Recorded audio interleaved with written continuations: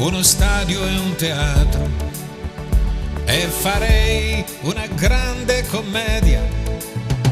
Vi vorrei far tornare tutti quanti bambini, senza odiare, con tante canzoni, raccontare una storia d'amore che sia lunga 1000 anni o di più. Sceglierei tra la gente e le scene gli attori e farei recitare anche te, e farei recitare anche te. Comprerei una casa di vetro dove tutti potranno guardare senza avere paura di farsi vedere. Lui ci ha detto non ti vergognare, lo diceva il più giusto del mondo, ma non c'è, è già morto da tempo. Lo hanno ucciso gli amici che aveva vicino, era buono, divideva pane e vino, era buono, divideva pane e vino.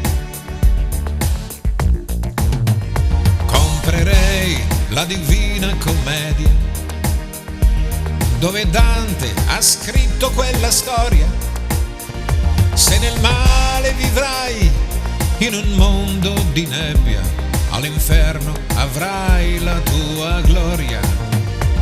Chiederò al più vecchio di tutti di insegnarmi a non perdere tempo, di indicarmi la strada dei nuovi profeti e alla fine lasciarlo contento, e alla fine lasciarlo contento.